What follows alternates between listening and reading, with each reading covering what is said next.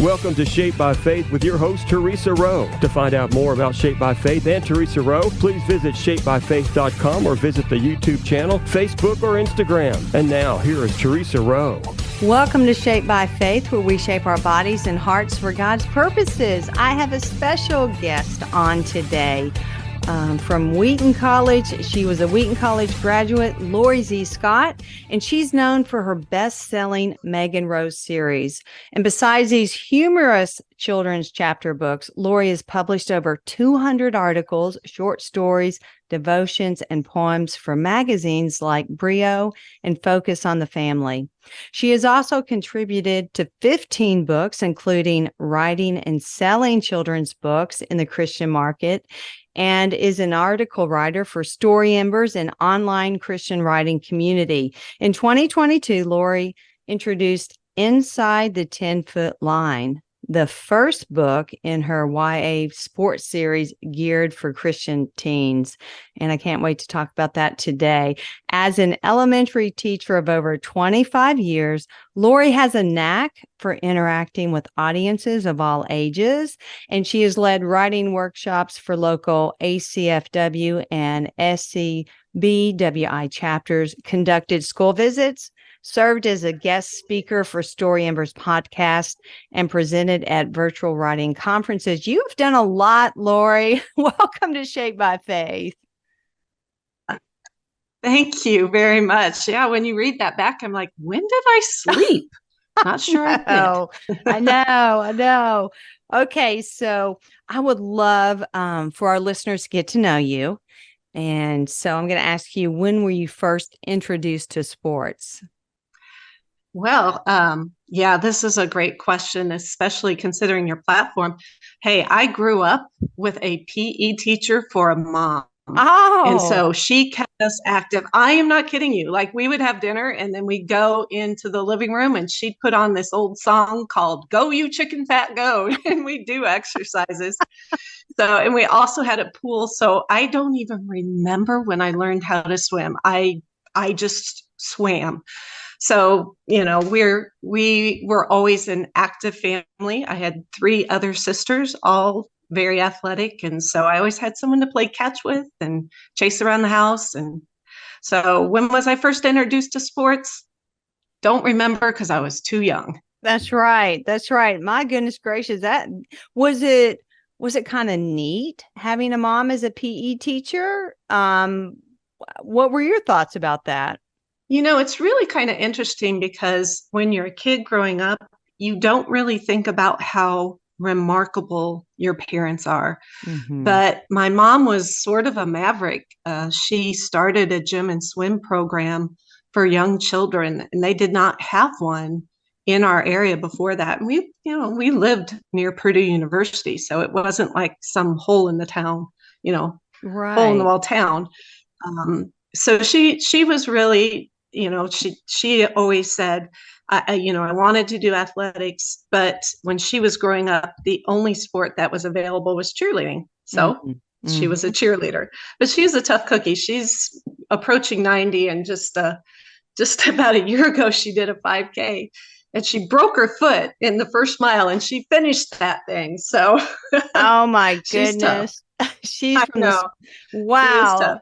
Yes. So it goes to show you stay active and just, look what you can do. So I remind my fitness students of that all the time. You've got to keep moving to be strong. And so, wow, 90 years old, a 5K and finishing the race. Too. And what? She did. I was going to say, eating properly too. As a PE teacher, she always made sure that we ate correctly before it was a thing. We always ate correctly. Yeah. And that is so good. Wow. So you were raised in a very healthy background. What about your faith? Were you raised in a Christian home? Yes, most definitely. Actually, you don't have enough time in your radio show for me to tell you my history, but my great-grandfather was a Lutheran pastor in Ohio. He actually, there's a long story behind that, but he started the Tabernacle Hour. Sorry, my tongue is not working. And that was one of the first Christian radio broadcast ministries in the North American area. And then we had missionaries. Many of my aunts' cousins were missionaries with the Christian Missionary Alliance. My dad was choir director for 25 years in our church before he retired. And so, yeah. And Wow. yeah, that's just, I have been blessed with an incredible family and with an incredible example of what it means to walk in faith and to be involved in the church. Mm-hmm. That is amazing. Let's talk about your sports background. What sports did you play in high school and then when you went to college? Sure.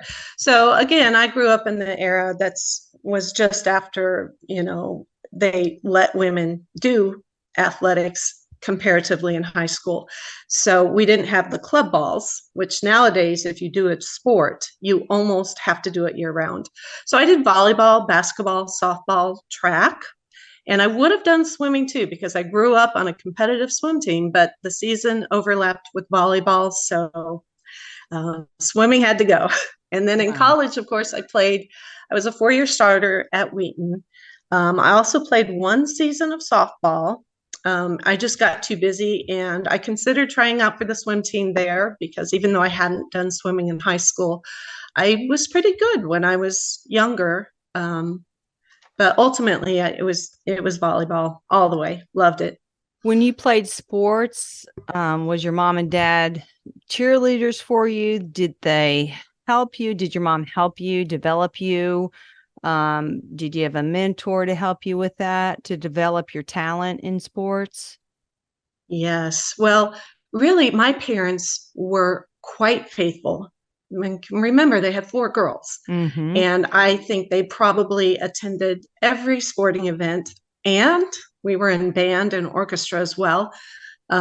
Every concert, so they were always there. Now, my dad, he worked the most with me on sports, and he was a professor at Purdue University. And so sometimes, like during his lunch break, I would go out and play volleyball with him.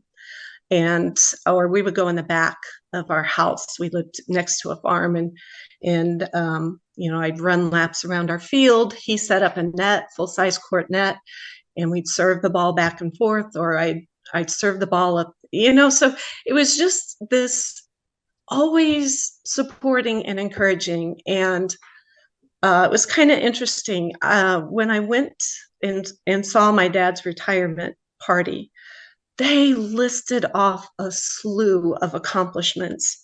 And as his daughter, my jaw just hit the ground because I was like, are you kidding? He's done all these things. And they left off the most important thing, and that is he was my dad.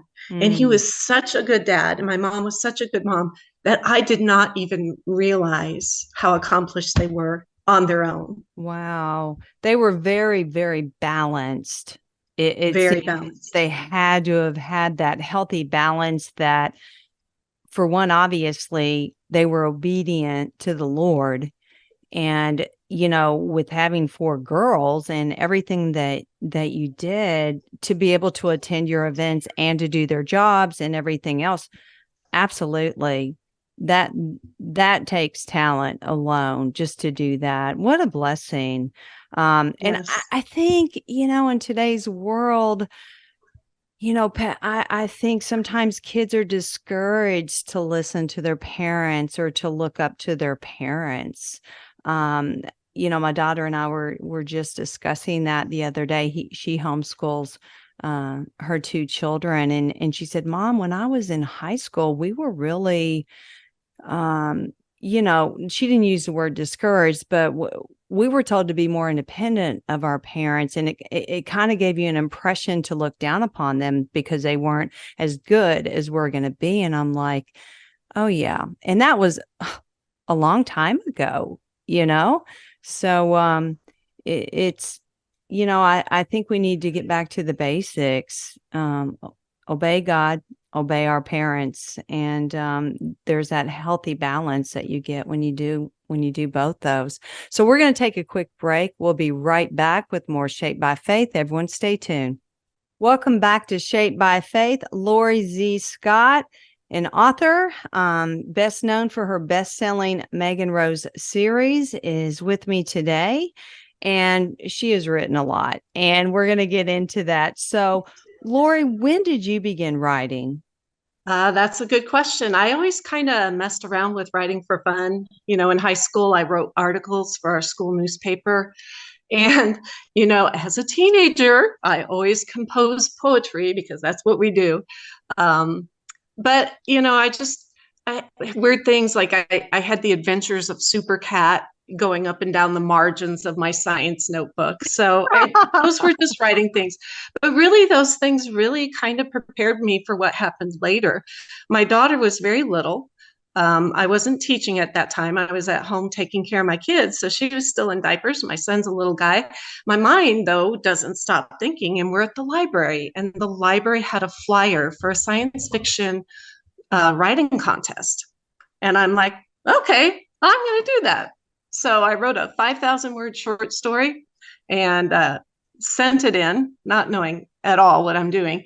And I got second place. Now, don't be too impressed. There were probably only 2 entries for all I know. But anyway, the day that I found out that my story won second place, I got my Mom Sense magazine. Now that's a branch of MOPS International. Mm-hmm. And they were having an international story writing contest. And I was like, God, do you want me to write?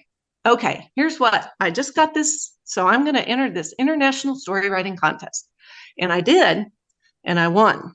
Wow. And that one, I knew they had hundreds of entries. And so Mom Sense magazines, they published the story, they radio broadcast it, and they started sending me information like, will you write for the magazine? So I started writing a few things for the magazine.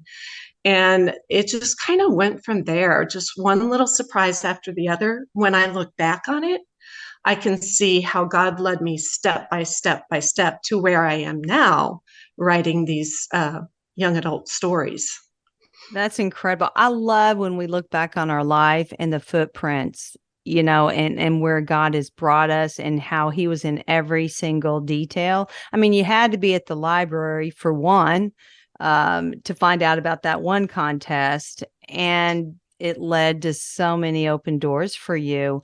I think it's so important that we keep our eyes open and our ears open for the suddenlies, and those surprises. So your books include a lot of healthy humor. And I can tell just by talking with you that you have a great sense of humor. You're lighthearted.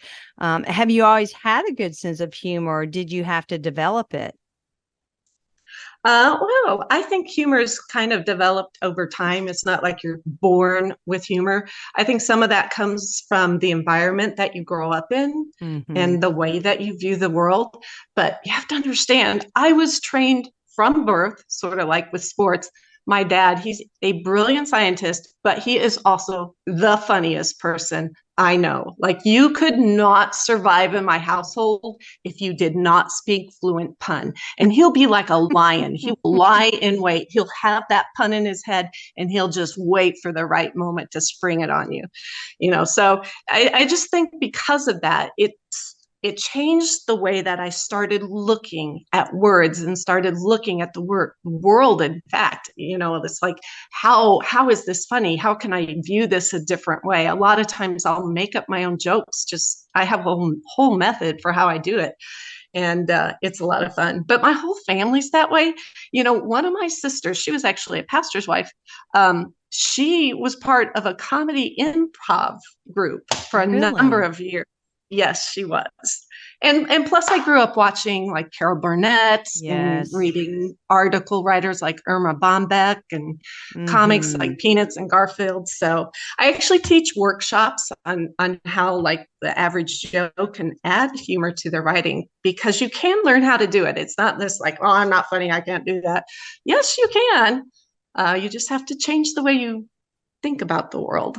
That's right. That mindset, and laughter is such good medicine for us. And we all need to be laughing and laughing at ourselves too. And don't take ourselves too seriously and find the humor in life. I was born in a pretty strict family where we were not allowed to laugh at the table. And so when I married my husband, he sounds a lot like your father in some ways. And I'm like, what did that mean? I mean, it's like I had to start like, coming up with my own things to come back at him. And now it's just hilarious. I mean, he keeps me on my toes. I said, you never give me a break. He's like, no, why would I? So, You can't help it. Yeah. yeah. How has your faith helped shape your writing? Again, this is another one that has been with me so long. I can hardly even remember where my faith started. It's just always been a part of my life. And that's the thing, when I write, I can't keep the faith element out. I want my writing to come out naturally. So when I dig into the characters, when I immerse myself in the scene, and when I start typing, it just comes out naturally in what you're saying. And I think that's good, because you don't ever want to come across as preachy or insincere in what you write. So it's I guess if you ever watched me writing in front of my computer, you see I'm making all sorts of faces and actions, because I'm literally experiencing what the character's experiencing, so I can imagine how it looks. I don't want to tell people what they're feeling. I want to show people that emotion. And it's kind of like the humor. I just can't help it. I mean, I had a friend who recently asked me to contribute to a romance anthology. I don't do romance. I've never written romance. But I was like, okay, God has opened this door. Sure, I'm going to try romance. And so I wrote these short stories for this anthology, and I tried to do the romance, and the humor just came out. And also, so did the faith. They just both came out. So it's just like, if you pick up a book from me, whether it's written for a general market, almost 99% of mine are for the Christian market, but the book coming out next year is for the general market, you're still going to have that where you can say, this is a person who has an upbeat attitude and faith. It's there. And plus, like you said, using the prayer, praying, God, come alongside me. I'll pray over my plots. I'll say, God, help me with this story. Please, Lord. Help me. And he always answers. So he does, doesn't he? What do you enjoy most about writing books for teens? For me, I think it's the challenge. When you're writing for teens, it forces you to consider the impact of your words. Now, younger levels, same thing, but at that teen level, you really, these are kids that are influencers, and they're going to go out and they are making decisions and laying the foundation for the rest of their lives. And so you want to, right there, be able to offer them something that might be an encouragement to them, something they can go to later in life. And I love the YA genre. I mean, that's the genre I probably read the most of, because I don't have a lot of time. They're a fast read, and they're always very good. So I just enjoy, I guess, maybe the opportunity. I feel like with the schedule that I have, that the writing is a ministry, but I want it to be fun. I want it to be something that can connect. I want it to be something meaningful. I love that. Well, when you pray and you ask God, help me, Lord, he absolutely does. As far as your writing schedule, Lori, do you write 5 days a week, 4 days a week, 8 hours a day? What does that look like? Well, I'm going to give it to you in a nutshell. It does not look the same every day. I know that there are authors out there that say you have to be regular, you have to write 500 words a day, you have to do this, you have to do that. Our minds don't always work that way, and our schedules don't either. So instead of beating myself up, I make myself a list of goals, and then I do my best to try to get as many of those done as I can on a day. And whatever I get done, I cross off and celebrate. And whatever I don't get done, I put on the list for things to do tomorrow. I love that. And I love your honesty. Thank you for that. Okay, we're going to take a quick break. We'll be back with more Shaped by Faith. Everyone stay tuned. Welcome back to Shaped by Faith. Lori Z. Scott is my guest today. And Lori, without giving away any spoilers, can you tell me about your book, Offsides? Yes. Okay. Well, Offsides is the second book in a young adult series that features different kinds of athletes. So just real quickly, the first book in the series was Inside the 10-Foot Line. It starred a volleyball player. It actually has won some awards for writing and fiction, and I'm waiting to find out how it does in the Carol Awards because it is a semifinalist for the Carol Awards. But Offsides features a soccer player, and there's a longer story behind this, but the soccer player, you know what? I'm going to read the summary for you because it sums it up pretty good. Okay, it says, Danny Stevens' new senior year would be something else. Last year on the soccer field, her best friend quitting the team to be in the musical, and a new crush. What she didn't expect was to be on the lookout for a human trafficking ring in her town. When an older man appears to be grooming a neighbor, Danny's determined to keep the girl safe, but she has to watch her own back too, or she could become his next victim. And I feel like if I tell you more than that, I might give something away. Yes. But here's the thing. It's a serious topic, so it's a serious book, but it's still peppered with humor. And when I tell people that, they give me a confused look because there's nothing funny about the topic, but somehow it works. It's sort of like you got chocolate in my peanut butter. And you end up with the wonderful. So parts of the books are fun and parts of the books are intense, but they're all very relatable and age appropriate. So I hope it can serve a little bit as a cautionary tale. Okay. So what did you learn when writing Offsides? Oh my goodness. I learned my awareness of the human trafficking problem increased exponentially. I mean, I grew a great appreciation for the people and organizations that work so hard to rescue victims and help them recover from their trauma. I actually contacted a local one called Unbound Now. It's a Christian-based organization. They have locations across the United States. And I'm hoping that I can donate some of the proceeds from the book to help that organization. But yeah, I learned what to look for and people that are being trafficked and who I should call if I suspect something. You know, that is, we need to have awareness. I know times have changed. Times have sped up a lot. It's not the same as when I was a little girl. It's totally changed. So we do need to have awareness. So what surprised you the most about the story? Before I answer that question, I do want to say, in agreement with you, it's the story that everybody needs to hear, but nobody wants to tell because it's just so horrific. The statistics are bad.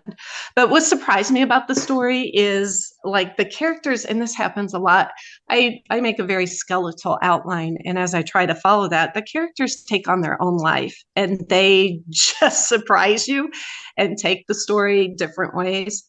So I know I had 2 different editors, maybe 3, that went through the story, and all of them were like, wow, I didn't expect that. And I was like, okay, good, because I didn't either.